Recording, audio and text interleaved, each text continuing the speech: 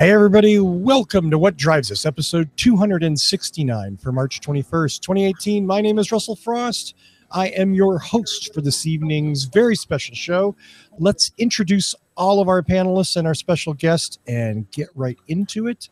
The man sort of below me, but my good friend from Chicago, Mr. Tony Schaefer. Say hi. Hi, everybody. Hi there. Tonight I have Beguile Brewing from Chicago, Illinois. It's a brew called Comb the Desert. You see a little comb right there on the desert. It is a Schwarber style ale, apparently. I can't pronounce what that word is, but apparently it's not my favorite. I can guarantee you that right there. Didn't you say something about I'm going to vomit before the show? Yeah, it was it's a good sipping beer because it'll slow you down. Also, before I forget, I want to ask everyone here, if I may, I have a bit of a list. What do these people have in common? Strong Quince 522, Libertino Parisi, John Davis Carroll, Chris Padilla, Jody Rushton, R.R. Jinkson, and John Franken. What do they have in common? Newly joined the Facebook page. They recently liked our podcast YouTube page. Oh, YouTube. Very good. I want to give a shout out and a thank you to you guys and to everyone who's liked the page.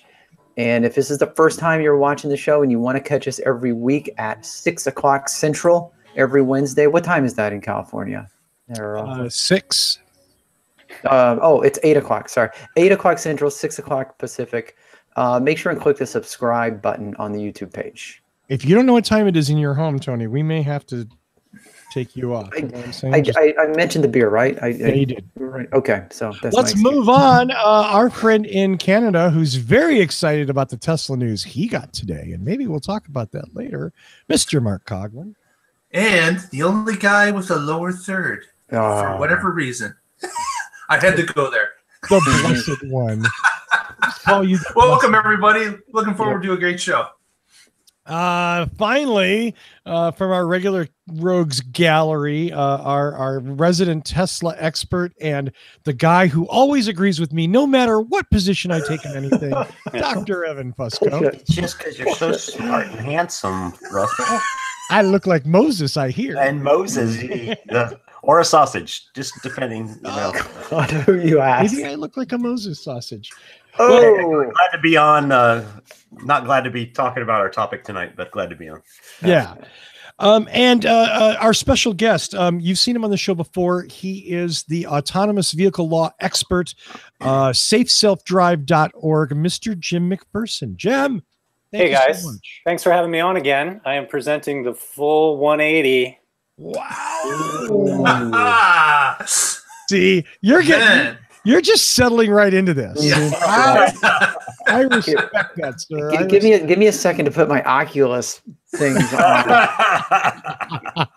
It's like Jim's in the room. Thanks again for having me, guys. You guys had me on a month or two ago, and unfortunately, the circumstances are being what they are. There's a lot to talk about safety-wise, and we should get right into it. Absolutely. So a couple of things right at the top. This is, by definition, anyone who's watched this show before knows that we are an irreverent show. We like to find the humorous, the positive, even when we're being negative. But this is not a topic that lends itself well to humor. So if we slip back into our natural dispositions, it's only because that's who we are. We don't, this is a serious topic, and we are certainly going to treat it with the respect that it deserves. As most of you are probably aware, Elaine Heerzberg, 49-year-old woman in Tempe, Arizona, was killed by an Uber self-driving vehicle late at night. The descriptions of the collision vary, as they often do, as these things develop, as more evidence comes to light. It's always funny the way that certain descriptions change.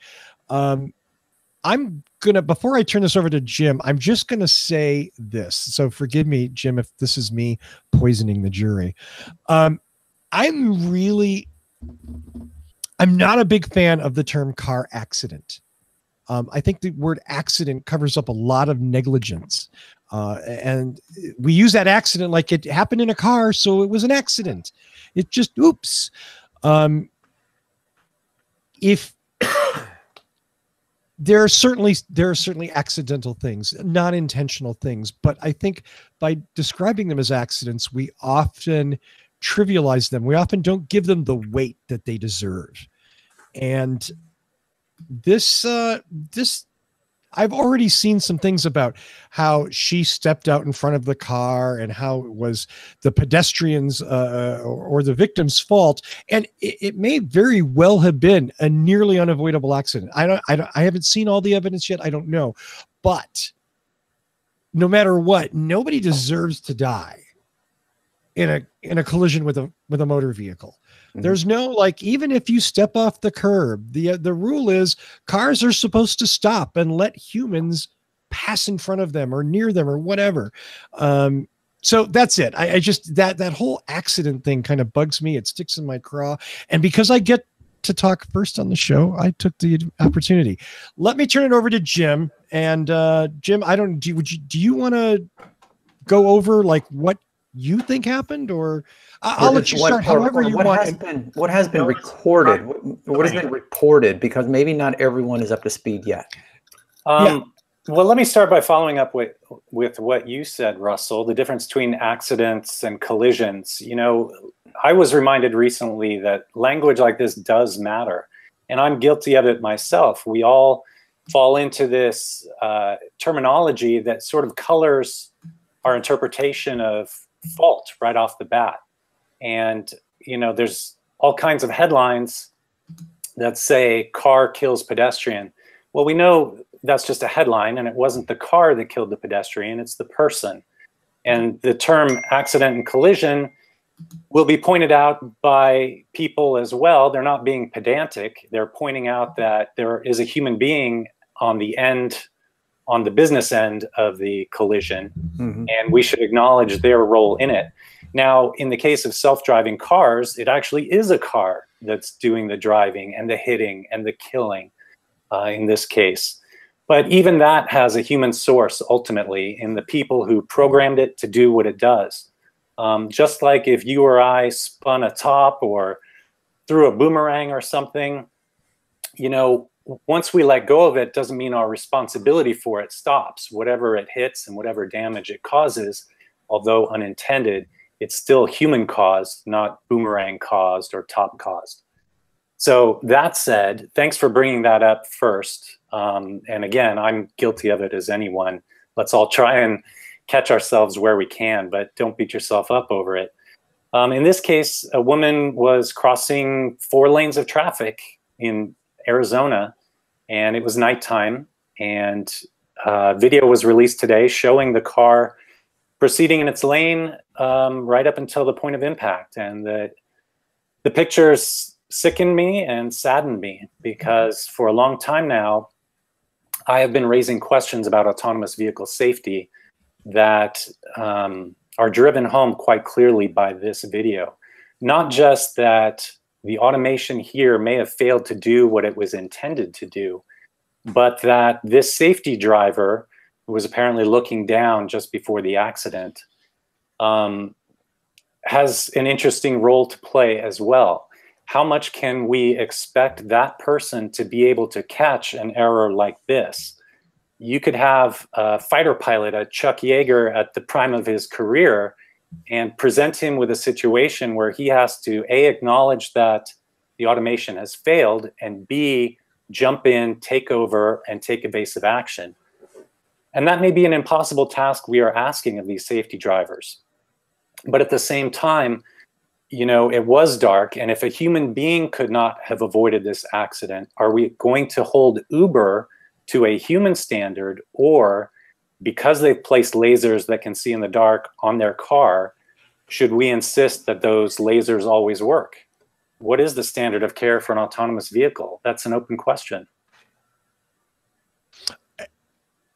Yeah, I want to show the video. I don't think it's too early, but I want to warn everyone that this is a graphic video. While it is edited, this does show the collision. from an interior and exterior perspective, because I think it's important to show that. The New York Times also published a little graph, sort of an aerial view of the accident area. And I want to show that too, just so that everybody watching kind of has the same background. We all kind of see what's going on. Everybody good with that? Yeah? Yep.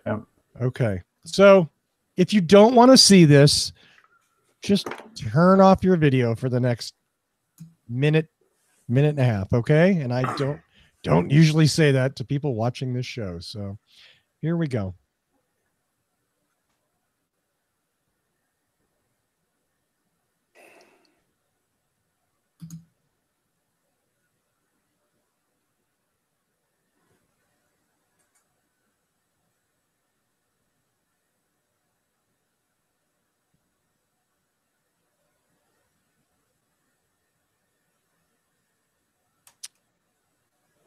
So that's the video. And I think it's pretty obvious that the car's sensors didn't detect anything. The car took no evasive action. The car didn't slow down to at least by anything that's been reported yet. Obviously, as you really fairly pointed out, Jim, the relief driver that's there, the safety driver, there's no way you could stay on that hair trigger reflex that would be necessary to prevent something like this for the hours at a time that these people are in a car. And especially since it's, I think they're doing a lot of these at night too, because the roads are quieter. Add in the fact that Uber specifically chose Tempe because it is the safest city for them to do it. Wide roads, not a lot of accidents and whatnot. And yet here it is. I mean, this woman was walking a bike across a 2-lane road and got to the passenger side of the Volvo that collided with her. Is it, in my opinion, that clearly looks like a sensor failure. Yeah. You know, it could have been a sensor, but there are multiple redundant sensors on there, right? There's a camera, there's a LiDAR, there's also radar. We don't know how many there are of each, but they're all designed to do roughly the same thing. Take in what's in front of them and identify any objects so they know how to avoid them.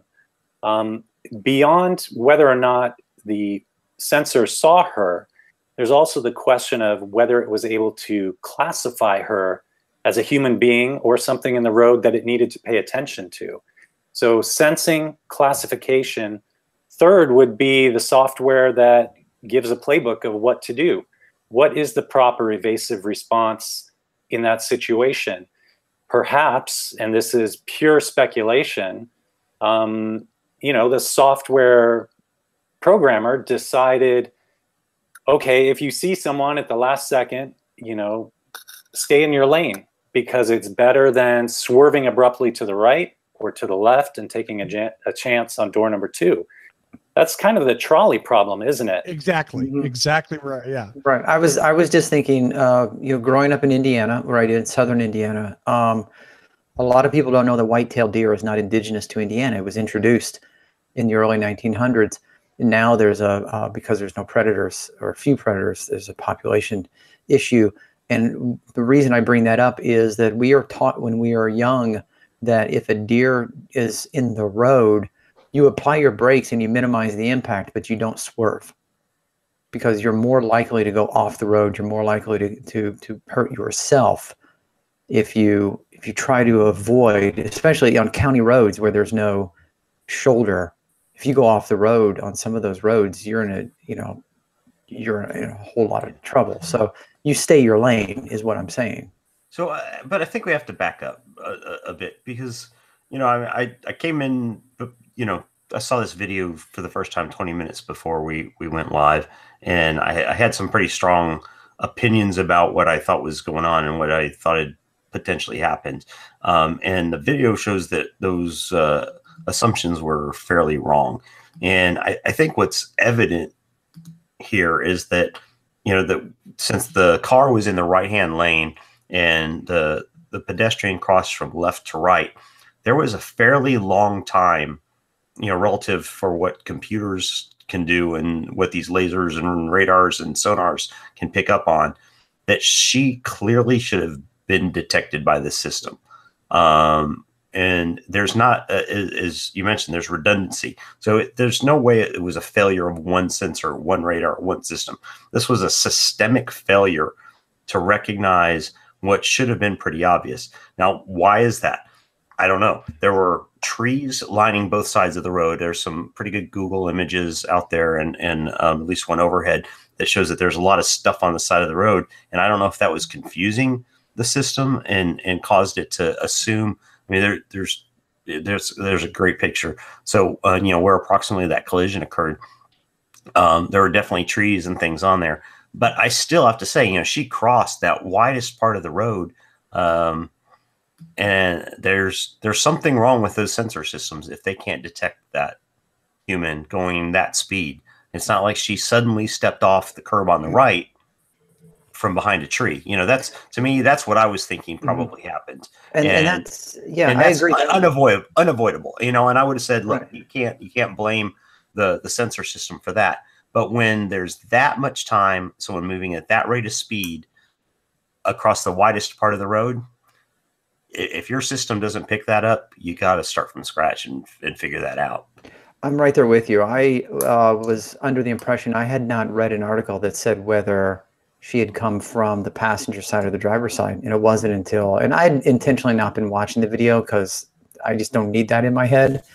But now I see that she did come from the left side of the road. So she had to cross multiple lanes in order to get there. So yeah, my original assumption that she stepped off the curb in front of the car, of course, is shot to hell. So yeah, I now would argue that it was a sensor software error.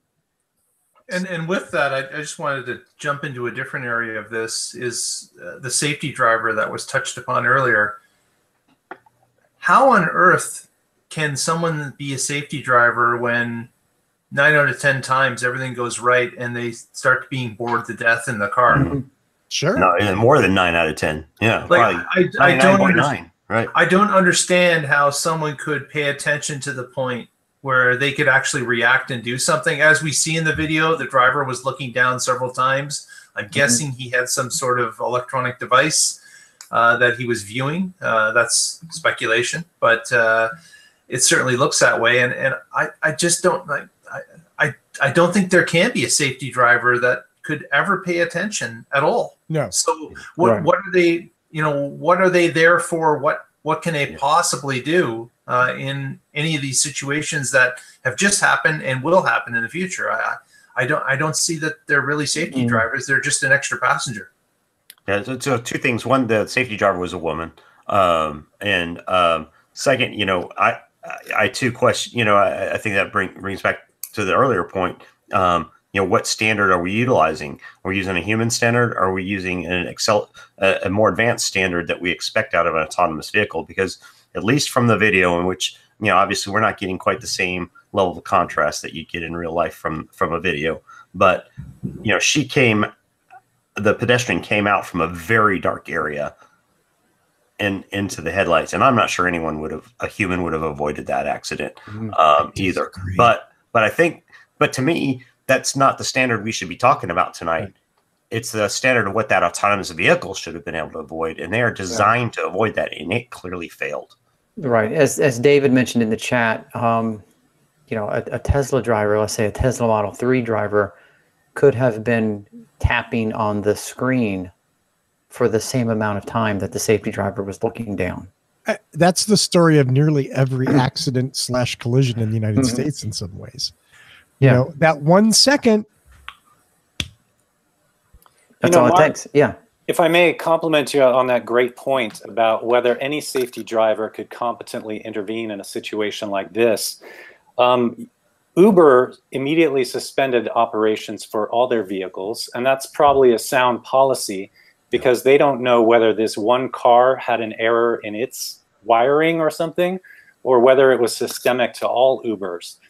But Toyota also followed suit. They took their cars off the roads in Michigan and California with the explanation that it was out of empathy for their safety drivers.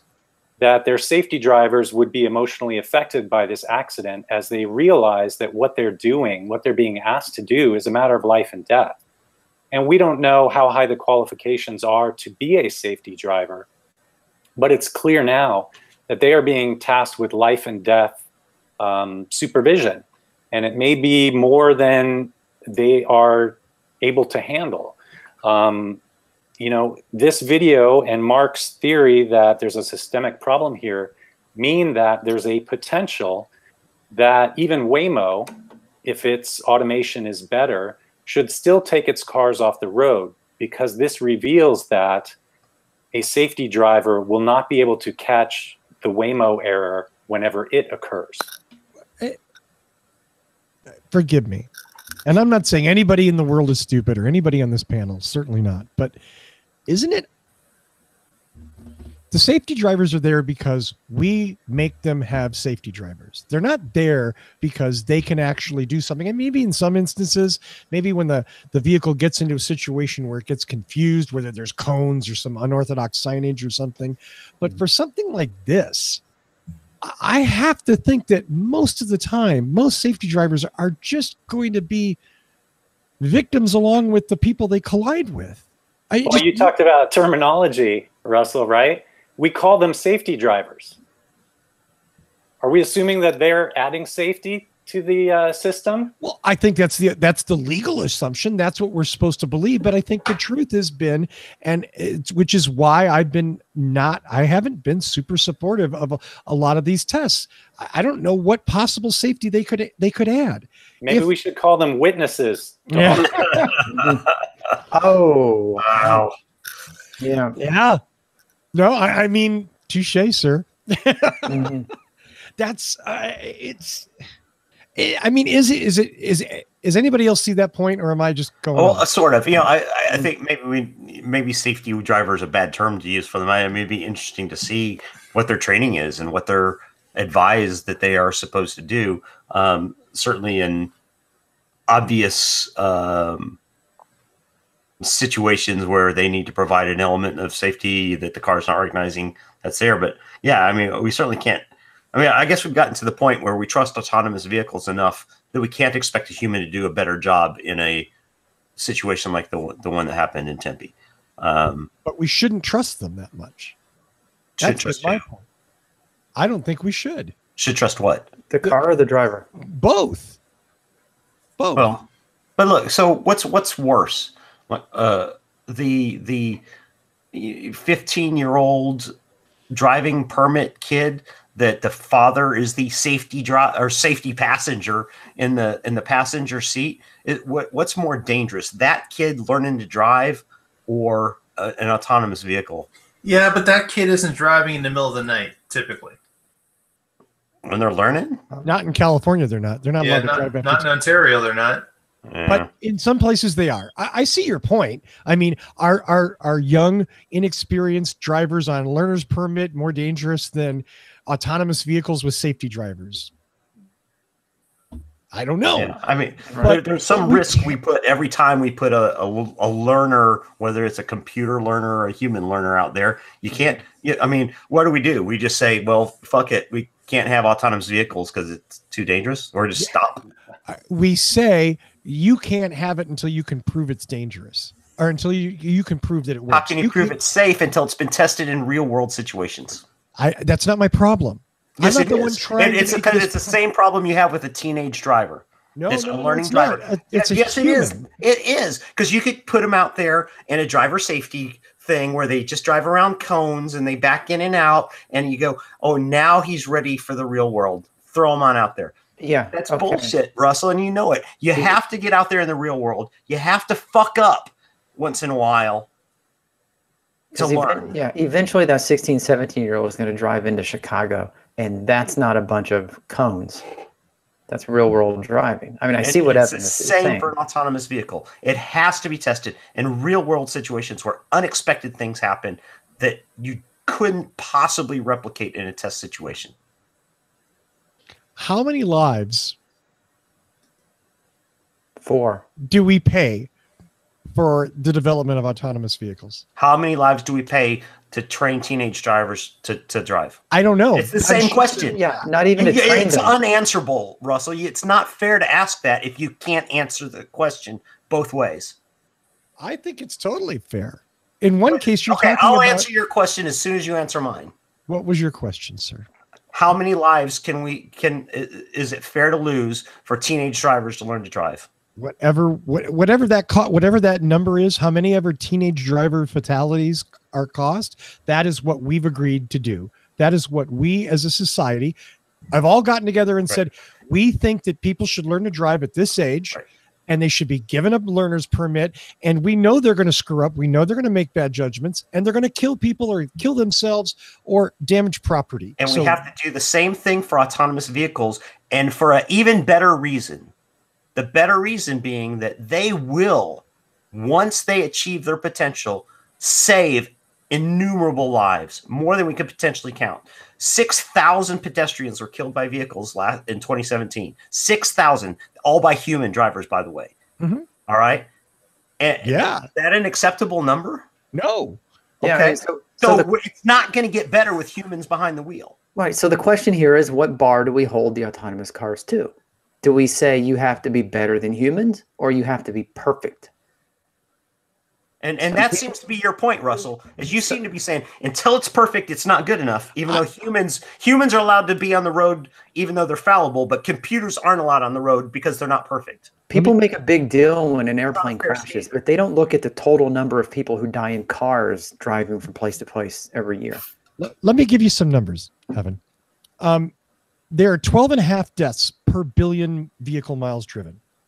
Okay? This is the stat that self-driving cars have to beat in order to be safer. Right? Yes. Okay.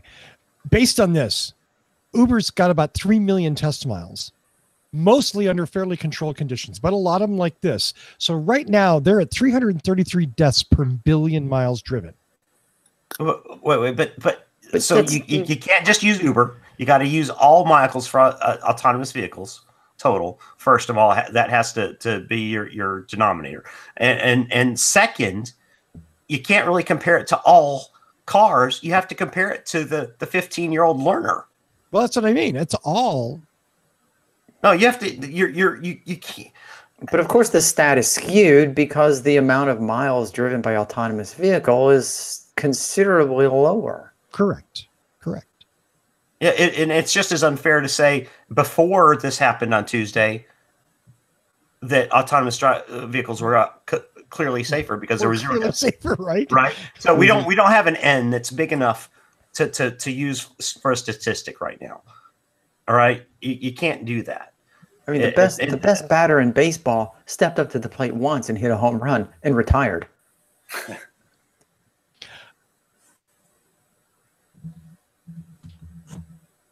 It's a process. It's a process we have to work through. Okay. There's gonna be more stuff after this, but you can't throw the baby out with the bathwater here. Did anyone believe this was not going to happen? No. Did anyone believe that we were not going to have fatalities in this new technology? It's a matter of time. I think everybody in this panel believed this day would come. Yes. And I think that everybody on this panel agrees that this day will come again. Yes. This will continue to happen. With any new technology, people pay the ultimate price. Whether they're a passerby or someone that's in the vehicle, that type of thing is going to happen. And it has happened historically with any technology that humans have used to propel ourselves faster. Or remember more we talked about this with the Model S and how safe it was, and there'd never been a death in the Model S, and then there was a death in the Model S, and now there've been a few more. And does it make it a less safe vehicle because a few people died in Model S? No, it's still a freaking amazingly safe vehicle, but it's not perfect. And humans will find a way, and computers will find a way to screw up, and it's going to happen forever. But you can't say that the technology sucks or you can't continue testing because there's been one person that's died. Any more than you can say we can't teach teenagers how to drive anymore because one person died. or get rid of cars in general? Come on, Jim, say something. Come on. You know, we could send teenagers to the track. We could send them to Skip Barber driving school for a weekend. We could put them in simulations for hours and hours on end, throwing all kinds of close cases at them. We could raise the driving age to 18. There's lots of things we could do to eliminate human error that we aren't doing. And every one of the statistics about how bad human drivers are make me want to scream about all the things we could do today to eliminate or reduce that number. But there's no popular will to do it. Right now, there's a lot of focus on automation and how rigorous we should demand, you know, its testing procedures be.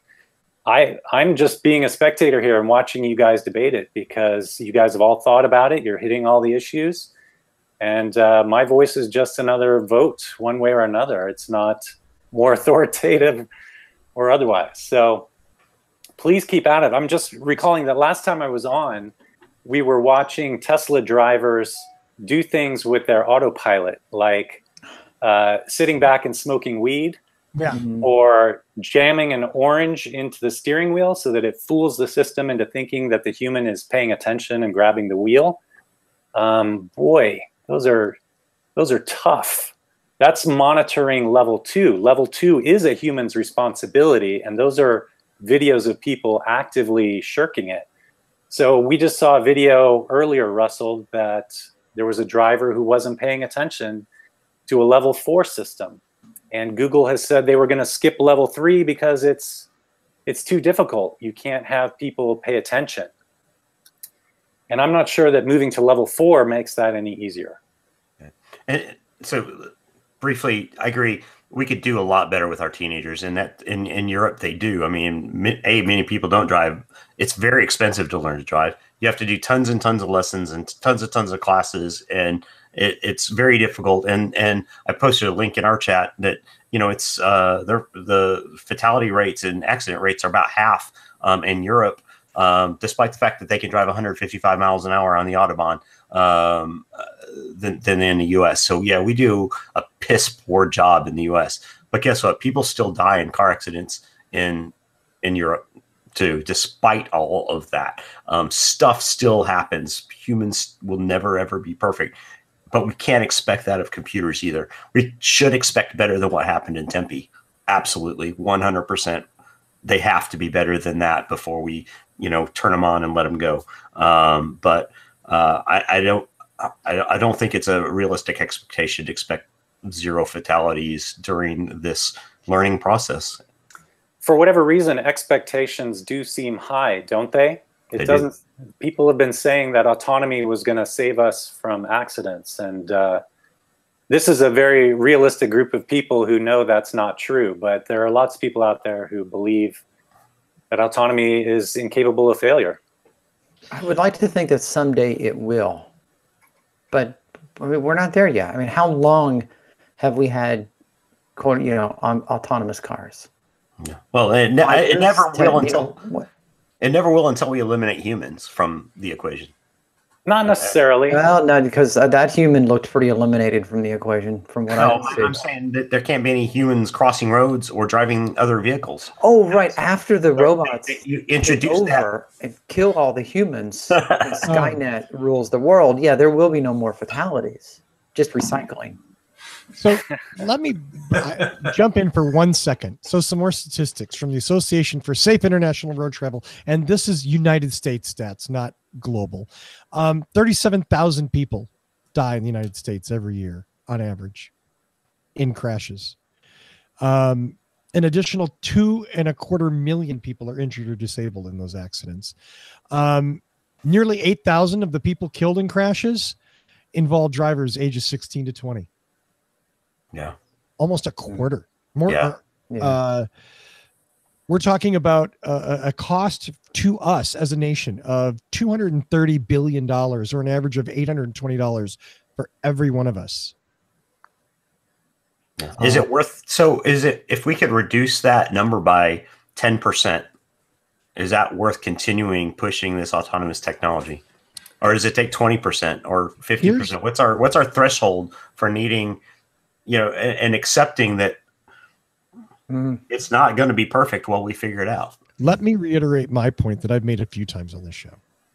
I think right now, the whole headlong rush into a new economy and a new frontier and a new commercial enterprise of autonomous vehicles is misplaced and misguided, and it's too early.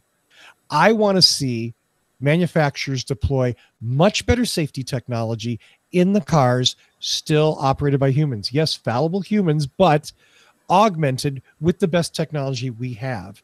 And slowly, as we can develop vehicles that may or may not be able to drive themselves, this whole autonomy headlong rush to me seems far too quick. And I'm the last person on here to hate technology. I love technology, and I love dynamic cruise and all of the other things, all the little fruits that we've enjoyed. But I just think I think we're going too quick. So I think we need to slow down, but not stop. Oh, definitely not stop. I am not saying stop. I'm saying slow down and do. I've talked enough. But isn't that always going to be the case? You come to a stop where a fatality happens or an issue has happened. They are going to stop. They are going to back up. They are going to examine what happened. They are going to confirm about the sensors and everything else, and they're going to analyze it to the cows come home, trying to figure out why that situation happened, and then they'll reset and they'll start again. And I think then TSB will help them do that. Let me add one more thing.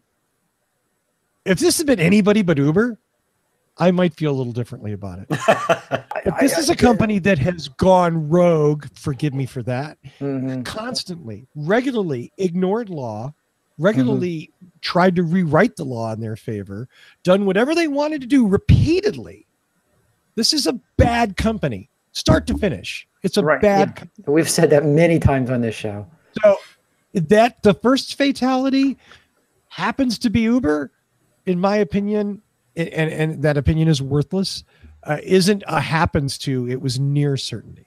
And that just means that I won the show poll. I had Uber in first autonomous death in the Deadpool. Nice. Uber in the Deadpool. So what do I win? We had to go there, didn't we? I'm just so glad it wasn't Tesla. Jeez. Well, no, Tesla's not. Their hands aren't completely clean. There was the guy in China, and there was the guy here in Florida, right? Joshua Brown. Right. Yeah. I mean, it's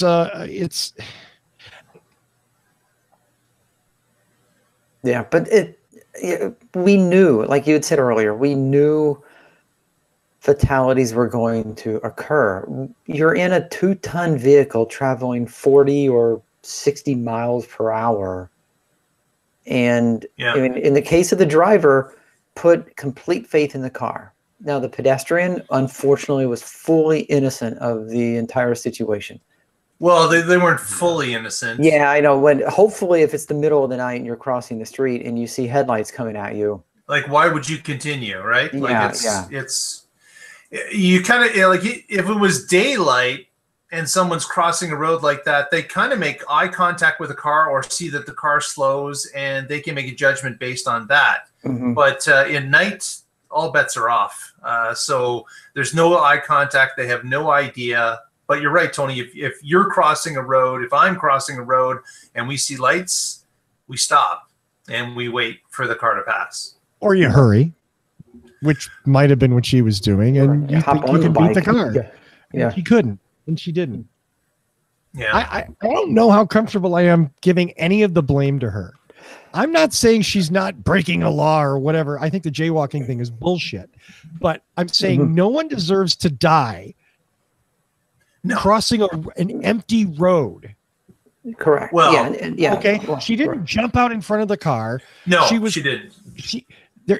And I want to say that the thing that the video doesn't show, and maybe I'll be the only one here to make this point, but I have some small experience with cameras and video cameras, and it looks like all of a sudden, boom, she's there and she's hit. That's what it looks like. But I'm here to tell you, a human sitting in that car would have seen her way the hell off, because that's the way vision works and video doesn't. Okay. So the idea that she just like popped up out of nowhere, if that driver had been looking, he might have even seen her. And it's, again, I'm not putting it on his fault. What I'm saying is these systems aren't better than humans in every case yet. They're just not.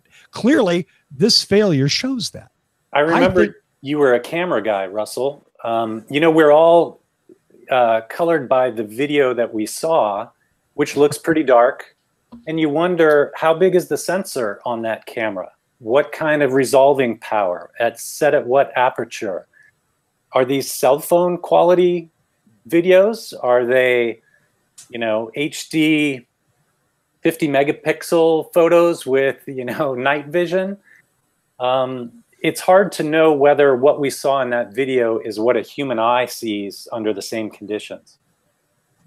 Yeah, I'd be very fascinated to know why the LiDAR failed. Yeah, I'm going to be very interested in why the LiDAR failed. Again, it may not have failed. It may have seen her, but the software may have classified her as something other than a pedestrian. There are so many ways that could go, and I speculated earlier, but I do put my faith in NTSB. They are as thorough as can be. They've put together airplanes that exploded over open ocean and figured out how it happened. So we can trust with all the data in the car that they will figure out what happened here. Yeah, I do agree with the radar, the LiDAR. Regardless of what a human would have seen, what a camera sees, it should have picked it up. Should have picked her up a long ways away. Yeah, and it should have done the calculations to say, she's crossing, we're going to intersect. I need to take evasive action. What's unfortunate is it looks like she had already crossed 3 and maybe 2/3 lanes of traffic from the median. And at a walking pace, I would think the average walking pace is 2.5, 3 miles per hour. Yeah. You know, that must have taken her at least 10 seconds to get to the point of impact. And if you back up a car going 40 miles an hour, 10 seconds back, that's 600 feet. So that's more than 1/10 of a mile. So, but, you know, when she first stepped foot in that roadway, there may not have even been lights or a car anywhere near her. Yeah, but she would have seen lights at some point across crossing 2.5 or 3 lanes of traffic. Yeah, but it's also hard to judge oncoming traffic, trains, anything. Yeah, there's that. Yeah. You know, you got me thinking here, Jim, about classification. And it made me think that she was walking a bike, which doesn't seem like that big of a deal. But if someone is walking and holding a bicycle, and if the bicycle is between you and the person, especially between you and a car, right? So what I'm saying is, I'm walking a bicycle and I'm holding it to my right, like she was. And you're coming up on my right. What does that look like to a computer? Well, and I wondered that too. Even at night, how do you classify that? I mean, that's an object that quite possibly the car had no idea what the hell that was. Yeah, I'm wondering even if the spokes of the wheels on the bike somehow confused the system. The lighter as they rotated, and you didn't know how, like you say, didn't know how to classify that. But wouldn't you think that if it doesn't know how to classify it, the best move would be to slow down? Yeah, right. Exactly. Right. Yeah. I mean, there is. I'm just kind of like I'm just spitballing. Yeah, you know. That's like a human driving a car. If you see a bag kind of floating on the road in front of you, your first thought is maybe I should avoid that, even though I don't know what it is or what it contains or what it doesn't contain. Well, and you know, this harkens back to the Tesla fatality that ran into the side of the semi that was all the way across the road. You know, you go, well, any person would have seen that and stopped, but for whatever reason, the way the system works and programmed, it didn't classify it as an obstruction, right? Plowed right into it. And you know, to our human minds, that's mind-boggling. That's confusing. It doesn't make sense. The red fire truck on the freeway in Culver City, California. Yeah, slammed into the back of a parked truck. Yep. I'm just going to put that up in the New York Times article. I thought it was a nice, if you're not familiar with how these things are censored and what's going on, that's a little graphic from it. I mean, I don't know that we're all that far apart in a lot of ways. I mean, I think we definitely have a difference in the way we think companies should approach this. I think that much is clear, but it's not like, you know, I don't ever want AVs. I want AVs, you know, no matter how many people die, you know what I mean? Like we're not that much in opposition. Yeah. You know, I think I'd certainly be interested to entertain other options for advancing this technology in a safer manner, if that's possible. But you know, at some point you got to put that teenager on the road with the keys to the car and send them into downtown Chicago on their own. I mean, someday you got to do that. And, you know, I'm sorry, Evan, I don't mean to cut you off, but you know, while you were talking, I had this thought, and it was exactly on your line of sometimes you have to let them free, and I don't know if there's a better environment, which made me think of Jim talking about how thorough the NTSB is. I wonder if at some point someone will have a autonomous vehicle testing ground that they will create, and it might be a 5-mile track with all kinds of bends and turns, and then they also have obstacles, dummies walking in front of cars, or you know, spontaneous things, and they want to gauge how the car reacts. I wonder if that would be the next stage of qualification for autonomous vehicles. You know, I think there are at least 3 of them I can think of off the top of my head, actually. There's Waymo's Castle, which is a former Air Force base, I think, in Central California. It's a closed course, and they're doing exactly that, throwing obstacle after obstacle at the car, unusual situations, seeing how it reacts. Michigan has a place called M-City, which I believe is a testing ground for autonomous vehicles. And then not more than 10 miles from where I'm sitting right now, there's Gomentum Station, which is a test ground for autonomous vehicles. It was formerly a naval weapons station. But those are the manufacturers themselves testing and trying to make their product better or more roadworthy. Can there be a standardized one that the government, maybe it makes no sense, but it's like, are the different manufacturers thinking of all the possibilities on their own? Wouldn't it be better to combine and figure out that these are situations that didn't work for me? We should roll that into the algorithm so that it all becomes safer, as opposed to them all working feverishly on their own. Sounds like a Manhattan Project for cars, where the government gathers all the best scientists in the world. They say, this is a problem we want to solve. We need you all to do your best, and we'll release it when it's ready.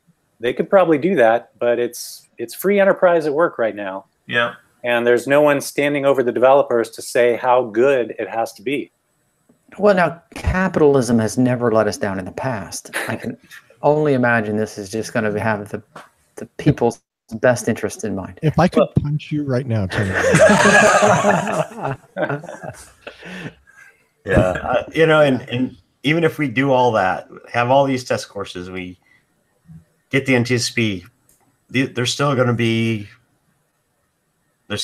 deaths, and at some point we're going to have to accept that. It's just, what is our threshold, and how do you define that threshold that we accept? You know, if it's your mom or your wife or your kid, that one was beyond the threshold. You know, there's no acceptable amount. Right. Right. Except we accept that now. In medicine, we do that in every. There's acceptable rates because you have to take that to get to a better place in the future. But the testing in medicine is so much more rigorous, is so much more regulated, so much more lengthy in time than what we've seen with autonomous vehicles. And yet people die during testing of different medications. Yes. But what I'm saying here my point over and over is I just think we're going too fast. I think we're letting manufacturers who want to make a profitable product determine what the time frame is for us to test these things in public. We're not We're not guiding them. We're being led by them. As they race to be the first. Right. And own the market and make billions and change the world. And it's like, I want safer cars. Oh, hell yes, I want safer cars. And I want fewer people to die. But we've been nibbling away at those fatality numbers for years now, for more than a decade. And a lot of it is because we're driving less. But I don't think that like an extra year or whatever it is of testing in places where there aren't random pedestrians with bicycles might not be out of order. Right. I agree. We've talked about that many times, that, you know, what is safer, to say that this car is fully autonomous or to augment the human. So, you know, whatever. So you'd accept a year of extra testing, but there's people out there that wouldn't accept that. They'd say 2 years, or they'd say 5 years, or they'd say 10 years, or they'd say never. And so I think maybe what you're indirectly asking for is some regulatory body that guides this process in some manner, so that when there is a fatality, at least we know that some standard was met before that vehicle was allowed on the road. Fair to say? Yeah. Mr. Nanny State. Yeah, absolutely. I mean, it is. I absolutely, yes. If a responsible regulatory body was overlooking this and had some involvement and said, you're not ready, you're ready, you can do this, you can do that. Instead, Uber's just doing whatever the fuck it wants to, because they're a multi-billion-dollar corporation that has ignored laws since they started. Well, I wonder if this will throw a change into what they have to do. So the NTSB examines what's going on. Maybe there will be fines levied based on what they find. Maybe there will be consequences if someone is found at fault. Jim, any comment on at fault? Just that, you know, if the purpose of autonomy is to bring safety to the roads, and I don't believe it is, I think it's a monetary interest. If the purpose is safety, then there are so many things we could do for so much less money to bring safety, but they may not be palatable. I could save 20,000 lives next year with the following prescription. Everyone has to wear a seatbelt. Car won't go without seatbelt on. Number 2, breathalyzer lockouts for alcohol. Car won't go unless the driver is absolutely alcohol free. Number 3, reduce road speeds. Okay, lower speed limits. 10 miles an hour across the board, maybe 20 miles per hour max in cities. That would save thousands of lives all by itself. And if you want, why don't we just raise the age on driving to 21? There are no teenage drivers anymore. Now, if you follow all 4 of those prescriptions, you will save more than 20,000 lives each year. There are people who are going to give rationales why we can't do any or all of those. What do we make of that? Yeah, it's a balancing act for sure. It is. It's not a balance. I mean, I think we're insane for not doing what Jim suggests. I think we're insane for not doing it. We're saying that 20,000 American lives are meaningless to us because it might take me an extra 20 minutes to get to work. And because those 20,000 people who die every year, I don't know any of them personally. Yeah. But now let's say it's husband, wife, mother, father, child. Let's be clear. I've got a 467 horsepower 2-door coupe sitting outside that I'm going to go drive after the show. I'm not like anti-car or anti-fun, but that's all those suggestions, slowing down, mandatory seatbelts and stuff. That's like a no-brainer to me. And yet it's unthinkable. It is absolutely, people lose their minds. Remember the 55 mile an hour national speed limit? I am old enough to remember it, yes. Yeah, thank you. But I mean, but we don't care. Fuck it. 20,000 lives. Yeah, I can tell you, I personally am the slow one in the plug-in Prius when I'm driving to work, only doing low to mid 50s in my 40-mile-an-hour zone with cars whipping behind me and riding my ass. Yeah. So I mean, what is the percentage of people that are better than the average driver? Isn't it like 80%? Isn't that right? Yeah. And maybe that's the gift that autonomous driving brings. Maybe if humans aren't in control and can't speed and can't break the speed limit, maybe that's the gift of getting the human out of that equation and going, guess what? Speed limit's here 25. You're going to do 25. Too bad. If you don't like it, get out and run. Get out. Yeah. Get out and run. Exactly. And I think that's going to be the thing that holds back autonomous cars. We've already seen that. Alex Roy, who's been on this show, and a friend, he's a great guy. But Alex is what is it, Human Driving Association thing that, where humans have a right to drive as they will. I get where he's coming from, but I also the last thing I want is everyone to do whatever they want on the roads. Yeah. It's a horrifying thought to me. And it's already people do whatever they want. I drive on the 15 freeway here. It's a 65-mile-an-hour speed limit. If you're not doing 80, you're like a target. Mm-hmm. Okay. And there's no policing whatsoever. None. So we don't care about fatalities as a nation. We just don't. Traffic fatalities are meaningless to us. Unless it's our mom or our dad or our sister or our daughter or son, then we get pissed. Mm-hmm. Okay. So here it is, 93%. 93% say they're better than the average driver. Better than average. Yeah, 93% are above average. Exactly. What's the? I flunk stats. Maths is hard.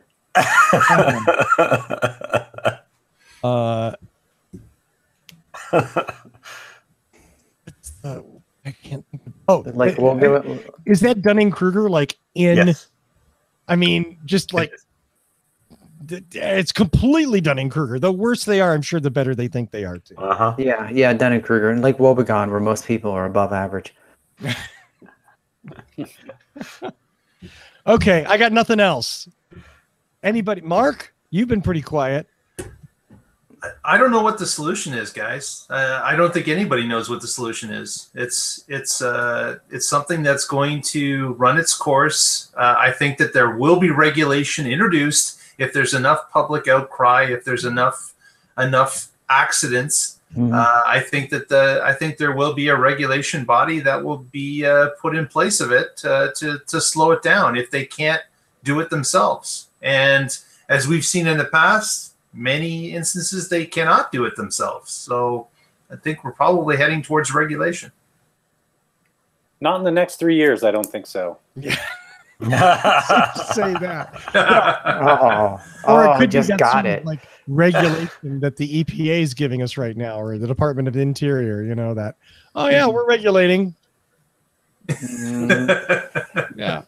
Yeah, we're regulating our food intake. Well, and make no mistake. Let's be clear. All of these companies that are developing this technology are aware of the political climate, and if you think that part of their haste to get this shit done isn't because it's a really good time to get it done, you're wrong.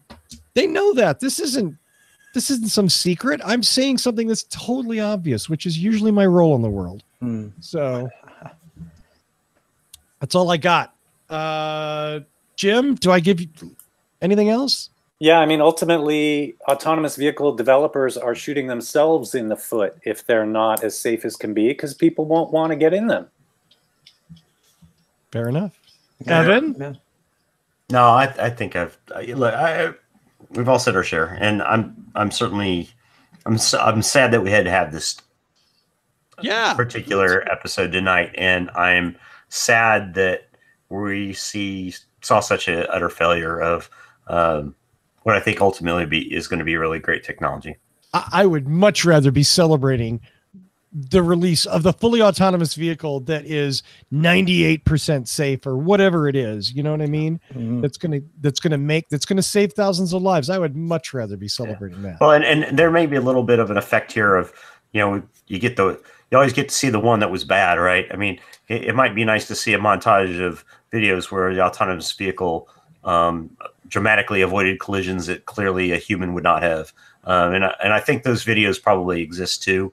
But obviously that's not going to be quite as dramatic. Yeah, I can think of the one Tesla video in which a person was exiting and someone whipped around them really fast, and the car, I mean, you can just, like, I think it was on YouTube, you could just search like Tesla saved my life, something, and the Tesla took corrective actions and just totally controlled the situation. You know, on the way to full autonomy, we are going to pass several milestones that are going to aid human drivers tremendously. Yeah. Like, we already have anti-lock brakes, which do the job of pumping the brakes because we're not that fast and can't do it ourselves. We've got traction control that prevents our wheels from spinning if we press the gas too hard. We've now got automatic emergency braking that, in studies by the IIHS, is showing between 15 and 30% reduction in rear end accidents. Pretty soon we're going to have a steering avoidance system too that will steer for us if there's going to be a collision and prevent us from hitting something. All these things together, I believe, are going to bring down the rate of human error quite a bit. You heard the things I mentioned earlier about bringing down human error. These are technological things on the way to autonomy that will also help bring down human error. Which are much more acceptable, I think, in general, to human drivers.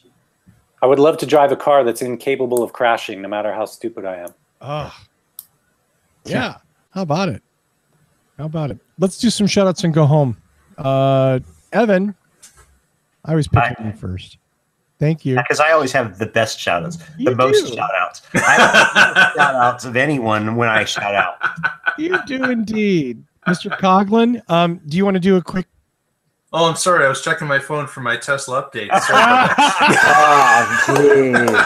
I thought we were going to make it the whole show. Apparently, it leaked today that Tesla's opening up orders in Canada tomorrow. So Mark is very excited to get his email. Looking for that email or log into the account. So don't rely on email. Always look at the account. Yeah. There you go. Tony? As usual, I want to give a shout out to everybody in the chat room. You all know who you are. I know every time I try to read names, I always skip somebody. So you all know who you are.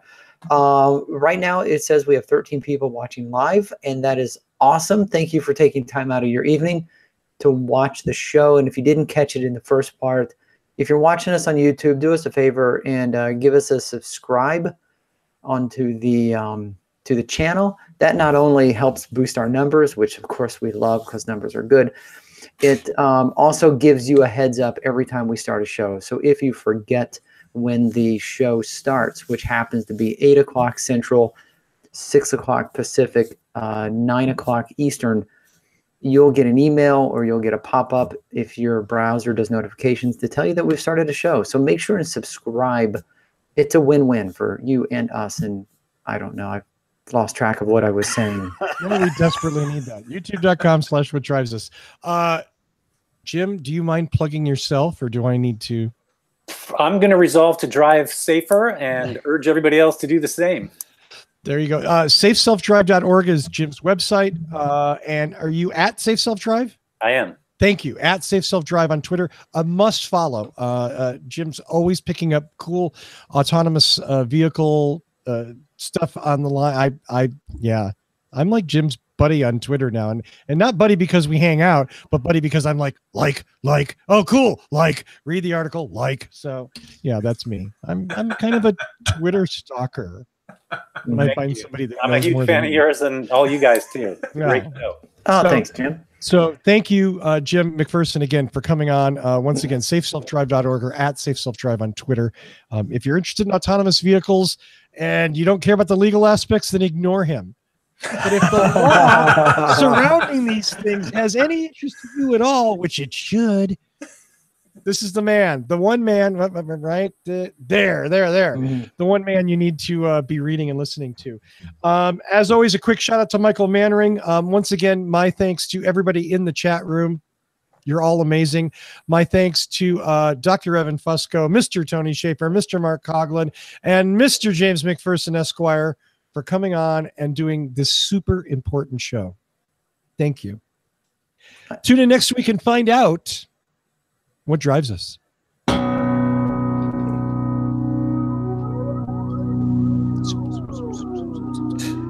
Slow down. Good point. See ya next week. Peace out.